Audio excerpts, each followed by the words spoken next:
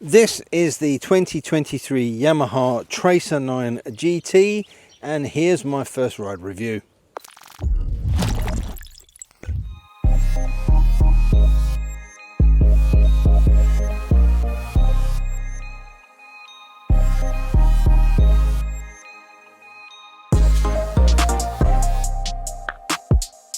This bike fully represents what a modern sports tourer is. Gone, it seems, are the days of having a low slung sports bike with luggage capabilities.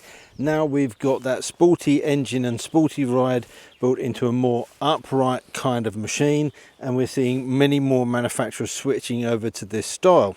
So does this make for a great all-round bike as well as a sports tourer?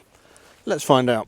Let's jump straight in with what is the beating heart of this bike, and that is the glorious CP3 890cc triple engine. Obviously it's been an engine that's been around for a while now. It's a much loved power plant. In this, guys, on the Tracer 9, it puts out 119 PS, which by my online calculation is about 117.5 horsepower. That peaks at 10,000 revs, and there's 93 newton meters of torque that peaks at 7,000 revs. So it's a really nice revvy.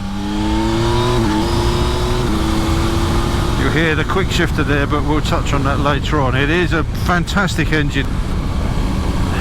So that's a decent amount of power for this bike, but the real joy is the way that that power is delivered. It's got such a linear power curve. You just roll the throttle on, the revs keep rising, and it just keeps pulling and pulling and pulling. It's an absolutely fantastic thing, and it's a very flexible engine as well. So if you want to get it up high in the rev range, screaming round corners, it's absolutely immense. But by the same token, if you're pootling around at these kind of speeds in the bottom end of the rev range, it really behaves itself as well.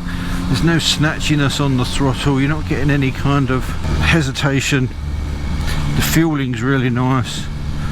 It's just an incredibly flexible engine, and it's perfect for what you'd want in a tourer or a sports tourer, as you would describe this. Now actually I'm an old fart, so sports tourers to me were always more fared down low bikes, kind of a sports bike with some luggage capability. But now modern sports tourers tend to be adopting this kind of more upright stance. This bike definitely qualifies as a sports tourer.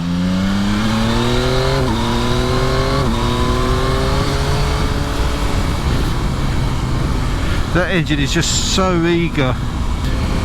It absolutely comes alive up through the higher rev range, and you get a lovely note out of that exhaust. When I first looked at it, I was like, where's the end can? Kind of like a combined sort of cat and collector box that sits underneath, and there are just two little exhaust exits. It makes it look very neat. Not so handy, I suppose, if you're one of the guys that wants to put an aftermarket exhaust on as soon as you buy the bike. It sounds fantastic, but also it means that you haven't got anything sticking out the side. So this bike comes with the panniers as standard, and they're not being interfered with by a dirty great big exhaust sitting on the side. I've been riding quite a bit on this, as much as I can on this, and I've had no issues in terms of vibrations either through the hands or through the feet. Silky smooth. It's just a really easy to ride bike. As I say, it's happy, just as happy down at the bottom of the rev range as it is right at the top, and it's not one of those bikes where you feel like you're compromised at either end. Riding around town it's lovely, out in the open twisties it's beautiful, and you can sit all day on the motorway and just eat up the miles in pure comfort. It's mated to a really nice gearbox as well. This bike comes with the quick shifter, up and down quick shifter with auto blipper as standard, and it is, oh, it's so good. I'll tell you what, let's just stop here and I'll let you have a quick look around the bike before I move on to the next subject, because there's not really much more to talk about in terms of the engine. It's a peach. Not much more I can add to it. But let's have a quick look around the bike. So there you go. First thing I thought when I picked it up is like, John Player Special. It's got that old JPS black and gold. It comes in this black and white. It may sound like a boring colour choice, but This just looks so right in that black and gold. This is 17-inch rims, Bridgestone tyres, more on those later. 120 70 17 at the front, 180 55 17 at the rear. Luggage, I say, comes standard on this. Bit of an odd shape, but that's because you can fit a full face helmet in that, which is a nice option to have, and it doesn't really stick out too far or interfere. I'll talk about ergonomics, but nice big seat, nice big pillion, pad, grab handles, adjustable screen there in its highest position.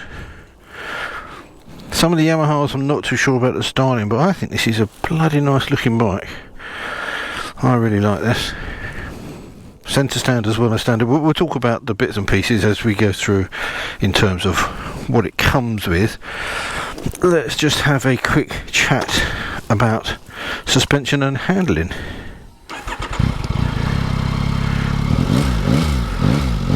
Oh yes.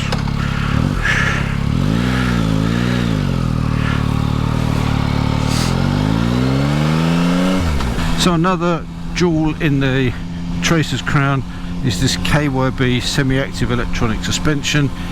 That suspension is linked and is governed by a 6-axis IMU on the bike, so that means not only do you get lean sensitive traction control and lean sensitive ABS, you also get wheelie control and slide control, and you also get cornering lights which work off of that system as well. Let's just come to a stop here. So you've got various options in terms of your suspension settings. You've got a little mode button here which flicks between traction control drive mode and suspension mode, and then you've got a rocker switch that goes between 1 and 2, and on the driving mode again 1 to 4, and on the traction control mode 1 to 2. So obviously this means that the suspension map or program is tweaked depending on what mode you're in. Now I've been riding this on motorways. I've done most of the way around the M25 on it. I've done a lot of A roads, I've done B roads, little country lanes like this, and the suspension has just been fantastic. It's plush, but it's still on the firm side, which is kind of exactly what you want for a bike like this. You get plenty of feedback on exactly what's going on with both the front and the rear tyres, but it's just a lovely nimble bike, very easy to manoeuvre around. If we talk about some of the ergonomics, 810 to 825 millimeter on the seat height, you've got an 18 litre tank, let's say 220 kilograms of weight, and you've got a really lovely riding position. Your feet are slightly high, very slightly back. You're canted just a little bit forward, but not so much that you're putting any weight on your wrists. For an old knacker like me, it's an incredibly comfortable bike, and I've spent hours on this and had no issue in terms of seat comfort or legs or arms. It's just a very nicely sorted bike, certainly for somebody of my height. The screen does a pretty good job as well. It's adjustable, pinch and slide, and you've got settings in between. In the highest setting I've got nice coverage, I've got very little buffeting on the helmet. In the lower setting I do get more airflow to the helmet. I do find at motorways that I'm getting quite a bit around the shoulder and the arms, but I'll live with that from the fact that I get quite a quiet journey through my helmet. I've not had a pillion on the back, but as I say, the pillion seat looks pretty roomy. Foot pegs appear to be in a nice position, and you've got a big decent grab handle as well.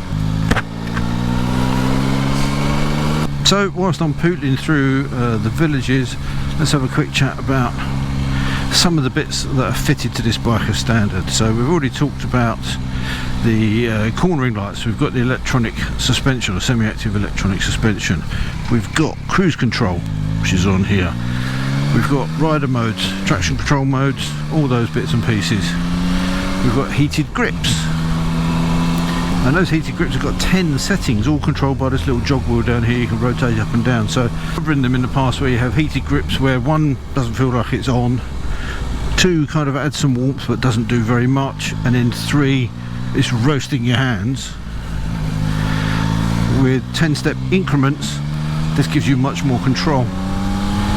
It's also nice to see the bike with a centre stand. I think probably an essential on a tourer. And then as well as that, you've obviously got that host of electronics.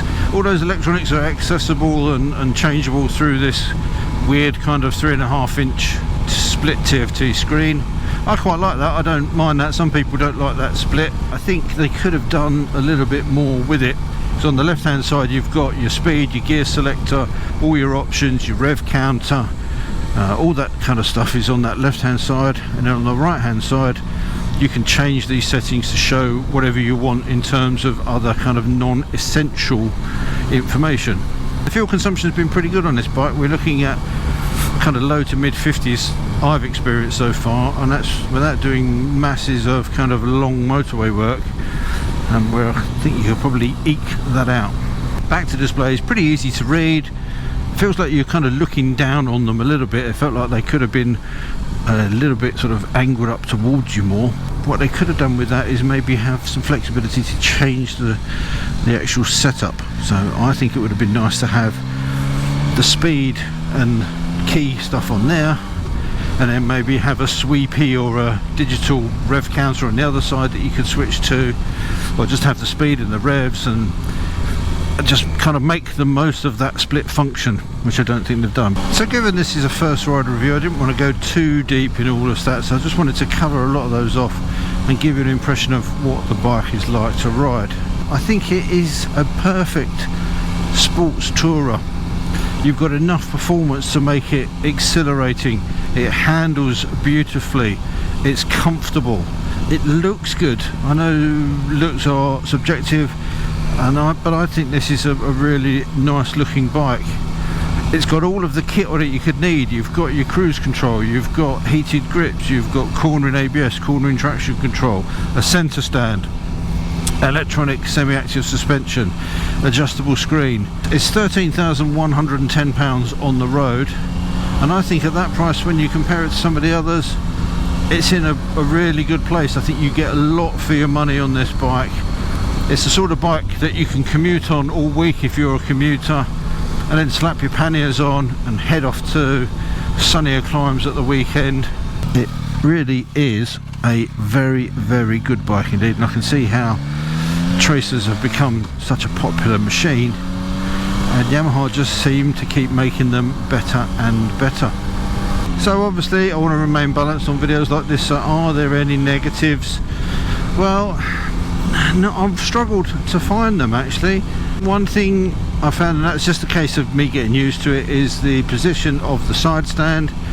Quite often you've got to be very precise with your heel placement, and quite often I've started to sort of kick the centre stand down instead of the side stand. I guess over time you'll get used to that. It's not really a negative, it's just probably me being a doofus. The clocks are fine, but you know, maybe a little bit more functionality on this side so that it's not all condensed into that one. It's pretty clear, but it's also quite small. I don't like that chrome nut on the top of the yoke there. Seems a bit odd. Lots of manufacturers seem to do that, I don't know why. I'm struggling to find stuff about this to kind of be negative about. This is the first ride review. I'm not an owner. I don't know what problems there are, if there are any with this. One thing I have observed is occasionally, if I'm riding like this, I come to a stop where I maybe change my cameras around and do something like that. The bike doesn't always start first push on the next time. It would kind of go, die off, and in the next start it goes.